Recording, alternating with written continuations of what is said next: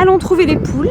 Elles sont abritées des vents par une haie côté ouest et nord qui forme un angle et elles sont sous un arbre qui les abrite et les protège.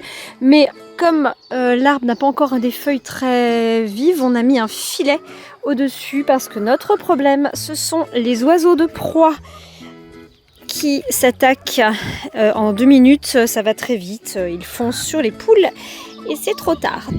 Donc je les laisse sortir un petit peu autour, mais seulement quand je suis là. Elles sont très visibles, surtout les petites blanches, donc je préfère les protéger. Voilà. Sinon j'ai une vidéo sur ma cabane des canards pour ceux qui veulent plus de détails sur la construction avec des matériaux de récupération. C'est ce qui est très facile pour les poules, c'est qu'il suffit de remplir une grosse quantité d'eau, ça c'est un abreuvoir, et on n'a pas besoin de changer l'eau tous les jours. Et j'ai un nourrisseur automatique par là qui a l'avantage de se fermer quand les poules ne sont pas là. Voilà, à l'intérieur de la cabane, ah bah voilà, il y a un petit œuf que je récupère. Voilà, un très bel œuf. Merci. Merci beaucoup. C'est un œuf de... Ben, c'est son œuf à elle. Voilà.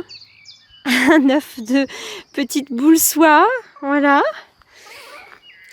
Ce qui est pratique au niveau des poules, ce sont leurs fientes qui sont la plupart du temps, hein, c'est pas toujours le cas, mais assez bien faciles à attraper. Voilà, on arrive facilement à enlever les fientes de sorte que je ne suis pas obligée de changer la paille trop souvent. Je le nettoie un petit peu tous les jours et c'est très bien. Et c'est un peu pareil au niveau du sol.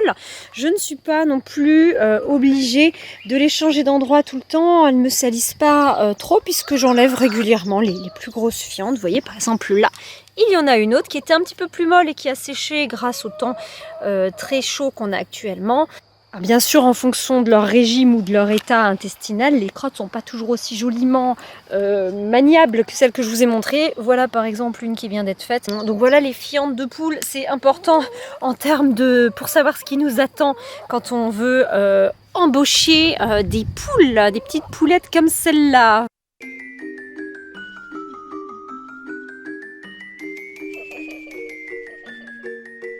Donc 3 de mes poules dorment serrées les unes contre les autres, c'est d'ailleurs adorable, dans cette petite boîte en carton qu'ensuite voilà, qu'on met dans la maison pour la nuit.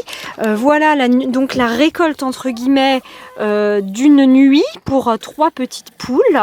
Alors je précise une chose très importante, ça n'a pas d'odeur ces fientes de poules. Ça change tout du point de vue du désagrément que ça peut sembler de récolter ça. C'est pas désagréable du tout de les récolter parce que moi je trouve que la contrepartie qui est de pouvoir les mettre ensuite dans mon potager ou au pied des arbres ou dans mon compost, je trouve que c'est assez extraordinaire.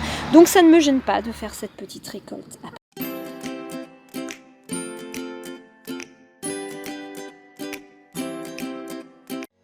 Si vous aimez mes vidéos, vous adorez mon livre Écolothérapie, la positive attitude pour prendre soin de soi en prenant soin de la planète. Sans prise de tête, ça va de soi.